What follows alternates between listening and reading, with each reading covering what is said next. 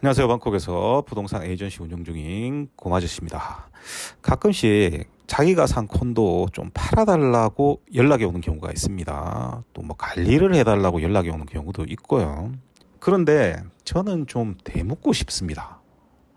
제 고객들의 콘도는 매년 콘도 가격 동향에 대한 상담을 하게 됩니다. 보통 6월 달에 하게 되죠. 6월 달에 하는 데는 그때가 국세청에 신고를 하는 때입니다. 그래서 겸사겸사 상담을 같이 하게 됩니다. 그래서 시간이 지나면 때가 돼서 매각에 대한 플랜을 짜게 됩니다. 그러니까 콘도를 투자해서 매각할 때까지 제가 계속해서 서포트를 해드리고 있는 겁니다.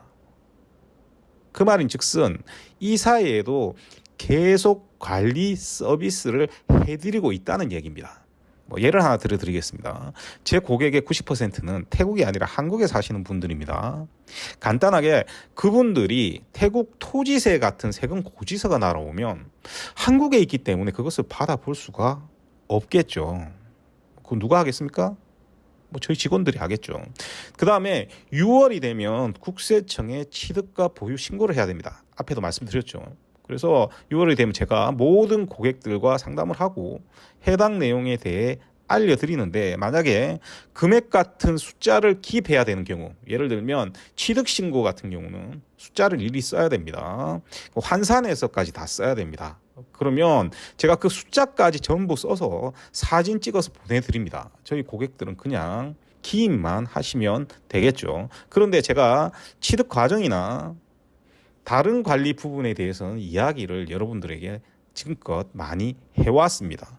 그러니까 저는 제 투자자를 만나서 투자를 시키고 투자된 부동산을 관리해서 최종적으로 수익을 올릴 수 있게 최선을 다합니다. 그리고 그것 때문에 제가 제 회사 시스템을 이렇게 만들어 놓은 겁니다.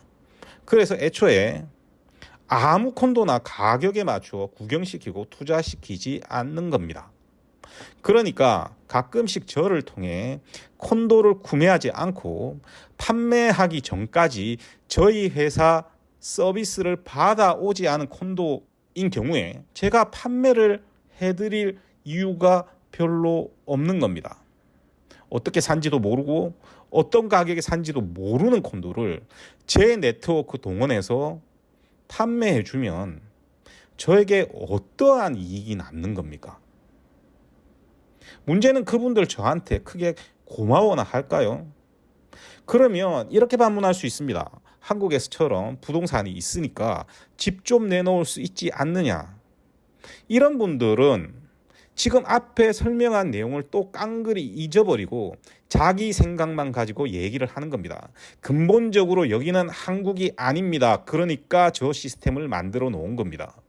제가 여러분들이 저희 회사를 통해 콘도를 산 것이 아니라면 사는 방식은 몇 가지가 안 됩니다.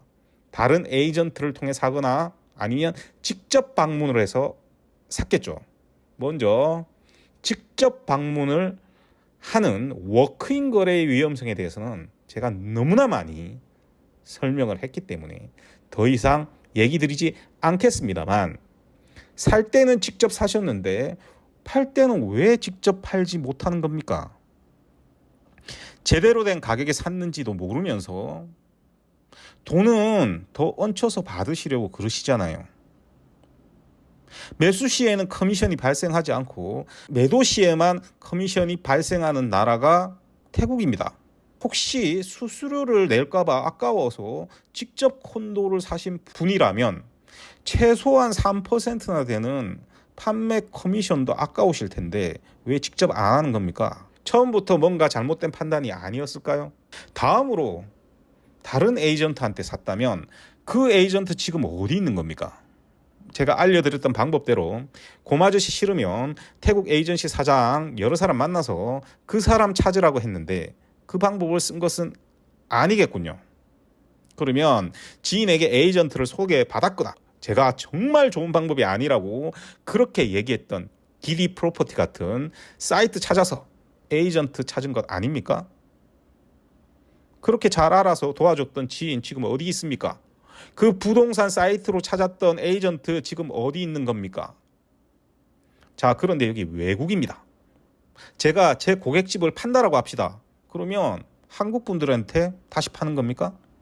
상식적으로 생각을 해봅시다. 여러분이 한국에서 아파트를 내놓는데 미국인이 주인인 부동산에 집을 내놓습니까? 안 놓습니까?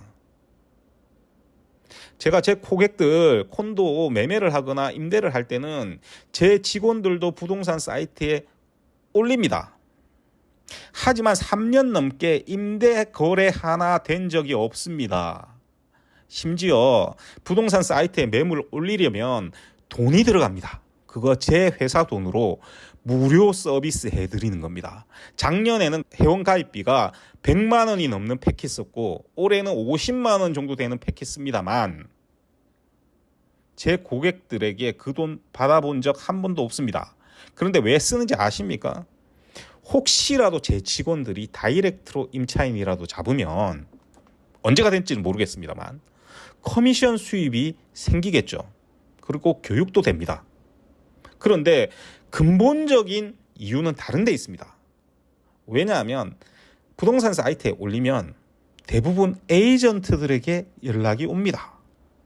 물론 제가 협력사는 다른 방법으로 더 많이 찾습니다만 부동산 사이트는 어쨌든 집을 팔거나 임대를 놓는 것이 주 업무가 아니라 협력 에이전트 모집하는 데 더 많은 역할을 합니다. 즉 저는 외국인이기 때문에 제 협력사 에이전시를 통해 대부분 이 임대와 매매를 처리하게 됩니다. 90%가 태국 에이전시고요. 10% 정도는 중국 에이전시입니다. 심지어 태국은 매매와 임대, 상가와 토지, 콘도와 무반, 사실상 에이전트들이 전문 분야가 나누어져 있습니다. 자, 여기서 결정적인 문제. 아주 고가 콘도의 경우는 상관이 없습니다. 왜냐하면 수요층도 정해져 있고 가격도 높아서 수수료가 크지 않습니까? 그래서 수수료를 나눠 먹어도 상관하지 않습니다. 그런데 세대수가 많고 비슷한 가격의 콘도가 방콕에 널렸고 가격도 낮다. 그래서 수요층이 많다면 이 협력 에이전트 입장에서는 수수료를 나누어 먹는 상황이 발생한다면 그냥 안 나눠 먹어도 되는 물건부터 팔려고 할 겁니다. 방콕의 어떤 에이전트가 저처럼 수입부터 생각하지 않고 고객에게 가장 좋은 방향으로 일 처리를 하겠습니까? 못 믿겠다고요? 제 고객들은 다 압니다. 대부분의 콘도를 매각할 때 제가 가져가는 커미션은 제로입니다. 제 수입의 90% 이상은 콘도를 처음 살 때 매도자인 건설사가 저한테 지급하는 커미션입니다. 부동산 사이트에 물건을 올려주는 경우처럼 이후에 제가 해드리는 서비스에는 따로 매달 관리비 같은 것을 받지 않습니다. 임대도 마찬가지입니다. 제 고객들 콘도 중에 3만 밭 이하의 임대료인 경우에는 제 회사가 가져가는 커미션은 0%입니다. 즉 3만 1000밭이 나오면 이 1000바트가 저희 회사 몫이고 이것은 그 일 처리를 한 제 회사 직원에게 보너스로 그냥 줍니다. 한 5000바트 정도 나오면 일 처리한 직원에게 3000바트 정도 주고 2000바트는 직원들과 밥 사 먹습니다.